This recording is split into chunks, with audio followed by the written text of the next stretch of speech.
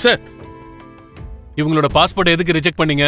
அது sir, divorce சம்பந்தப்பட்ட issue sir. Divorce வாங்கினதுக்கு அப்புறம் இவங்க அட்ரஸ் மாறிடும்ல, அதான். இந்த ரீசனை சொல்லி பாஸ்போர்ட்டை ரிஜெக்ட் பண்ண சொன்னது யாரு? இல்ல இப்படி ரிஜெக்ட் பண்ணணும்னு நீயே முடிவு பண்ணிட்டியா என்ன? அப்படி இல்லைன்னா யாராவது சொன்னாங்கன்னு இப்படி பண்றியா? ஐயோ, அப்படிலாம் எதுவும் இல்லை சார். எனக்கு தான் தோணுச்சு, நான் தான் ரிஜெக்ட் பண்ணேன் சார். இங்க பாரு, லக்ஷ்மி மேடம் அந்த வீட்டில் தான் இப்போ வரைக்கும் இருக்காங்க. அந்த வீட்டோட மருமக இவங்க தான். அதனால சொல்றேன், அதுதான் அவங்களோட பெர்மனன்ட் அட்ரஸா இருக்கும். இதுக்கு நான் அப்ரூவல் கொடுக்கறேன்.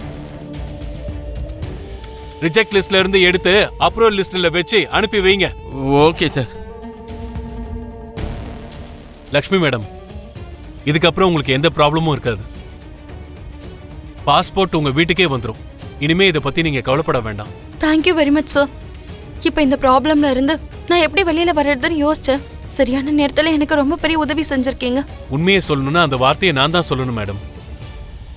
என் பசங்களுக்கு நீங்க உயிர் கொடுத்திருக்கீங்க. அதுக்கு பதிலா நான் என்ன செஞ்சாலும் அதுக்கு ஈடு ஆகாது மேடம். சரிங்க சார், அப்ப நான் கிளம்புறேன். போயிட்டு வாங்க மேடம். உன் பாஸ்போர்ட் உன் கைக்கு வந்து சேர தேவையான வழிகளை நீ அமைச்சுக்கிட்ட. பாஸ்போர்ட் எப்படியோ வந்துரும்னு உனக்கு தெரியும். அப்புறம் எதுக்காக நேத்து ஏதோ எல்லாத்தையும் இழந்த மாதிரி நின்னுகிட்டு இருந்த? எதுக்காக நீ அவ்ளோ தீவிரமா யோசிச்சுட்டு இருந்த? ஓ, அப்ப நான் என் பாஸ்போர்ட்டை பத்தி தான் யோசிச்சுக்கிட்டு கவலைப்பட்டுக்கிட்டு அழுதுட்டு இருந்தேன் நீங்க நினைச்சீங்களா? எனக்கு ஏதோ கொஞ்சம் வயிற்று வலியா இருந்தது, அதனால நான் அப்படி இருந்தேன். அதுக்காக நீங்க பண்ண காரியத்துக்கெல்லாம் கவலைப்பட்டுக்கிட்டு நான் இல்லப்பா. பாவம். லக்ஷ்மி, ஓவரா துள்ளாத. நான் நினைச்சனா உன்னை என்ன வேணாலும் பண்ண முடியும். நீ என்ன பண்ணுவங்கிறதெல்லாம் ஒரு பக்கம் இருக்கட்டும். ஆனா இப்ப நீங்க 2 பேரும் செஞ்ச இந்த காரியத்தை நான் எல்லார் முன்னாடியும் சொன்னா உங்க நிலைமை என்ன ஆகும்னு யோசிச்சு பாருங்க.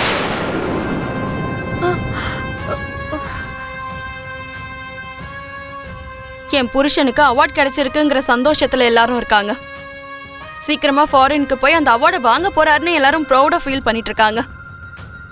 இந்த மாதிரி நேரத்துல நீங்க பண்ண கூத்தெல்லாம் அவங்க கிட்ட சொல்லி அவங்க மனசை கஷ்டமாக்குறதுக்கு எனக்கு விருப்பம் இல்ல. அதனால உங்களை மன்னிச்சு விடுறேன். இனிமேலாச்சும் கொஞ்சம் ஒழுக்கமா நடந்துக்க கத்துக்கோங்க. வீட்லயே எதிரிங்க இருந்தா நான் எந்த அளவுக்கு கவனமா இருப்பேன்றதையும் நீங்க மைண்ட்ல வச்சுக்கோங்க. புரியுதா?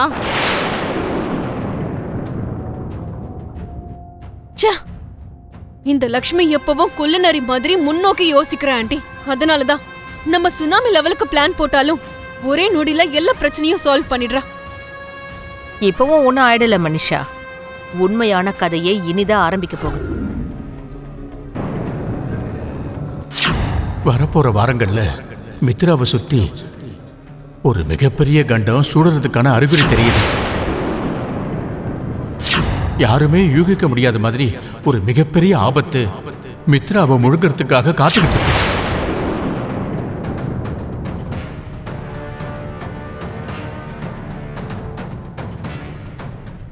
ஜோசியர் சொன்னபடி பார்த்தா இன்னும் கொஞ்ச நாளைக்கு அவரை நான் பத்திரமா பாத்துக்கிட்டாதான் இப்ப வரப்போற கண்டத்துல இருந்து அவருக்கு எந்த ஒரு ஆபத்தும் ஏற்படாத மாதிரி நான் காப்பாத்த முடியும்.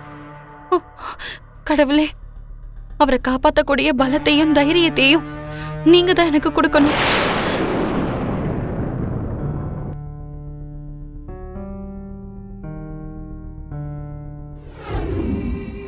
ஜானு. ஹாய் ஜானு. என்ன வேணும்? உங்ககிட்ட கொஞ்சம் பேசணும். அதான் சொன்னல, நம்ம பேசுறதுக்கும் சண்டை போடுறதுக்கும் இனிமே எதுவுமே பாக்கி இல்ல. தயவு செஞ்சு எனக்கு போக வழிவிடு. நான் போகணும். ஜானு ப்ளீஸ். ஜானு, இன்னைக்கு நான் எப்படியாவது என் மனசுல இருக்கிற விஷயத்த உங்ககிட்ட சொல்லணும். என் மனசுல இருக்கிற பாரத்தை நான் இறக்கி வைக்கணும். தயவு செஞ்சு எனக்கு ஒரு 2 minutes டைம் கொடு. சரி சொல்லு, என்ன? உன்னை எனக்கு ரொம்ப பிடிக்கும் ஜானு. நான் உன்னை எப்ப விரும்ப ஆரம்பிச்சேன்னு உண்மையிலே எனக்கு தெரியல ஜானு. ஆனா அது நாளுக்கு நாள் அதிகமாகி என் மனசுல பாரம் மாதிரி இருக்கு. இந்த பாரம் ஏன் ஏற்படுது, என்னவா இருக்கும்னு நினைச்சேன். என்னை இந்த அளவுக்கு யோசிக்க வைக்கிற அந்த ஃபீலிங் என்னவா இருக்கும்னு கண்டுபிடிக்க முயற்சி பண்ண. அப்புறம் தான் புரிஞ்சுது, அது காதல்.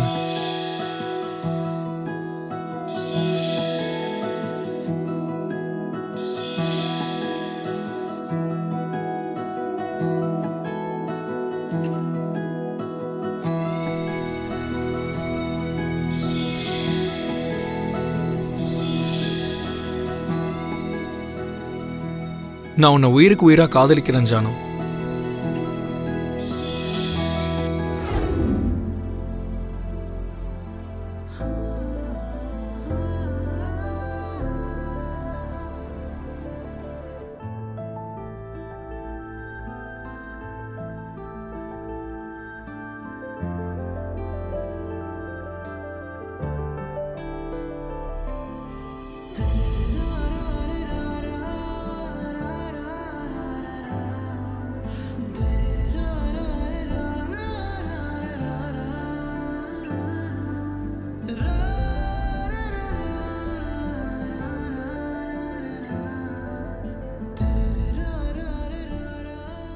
லக்ஷ்மி, நான் கட் பண்றேன் இரு.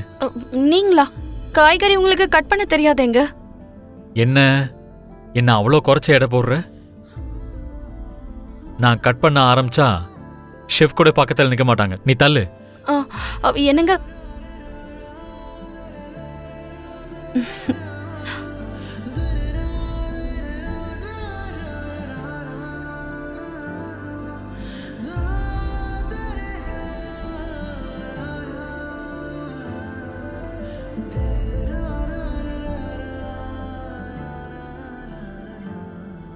என்ன லக்ஷ்மி இது? வெங்காயம் அறுத்த கண்ணுல இருந்து தண்ணி இப்படி வருது.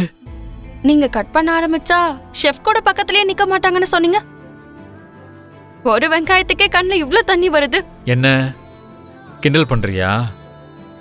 இப்ப பாரு இந்த காய்கறி எல்லாம் எப்படி வெட்டி காட்டுறேன்னு.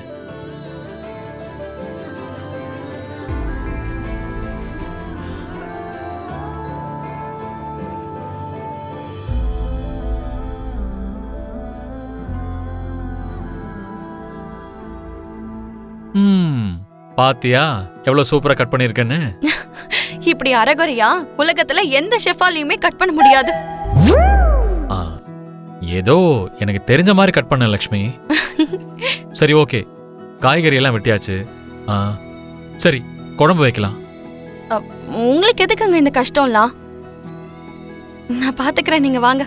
அதெல்லாம் முடியாது, நான் தான் பண்ணுவேன். வா.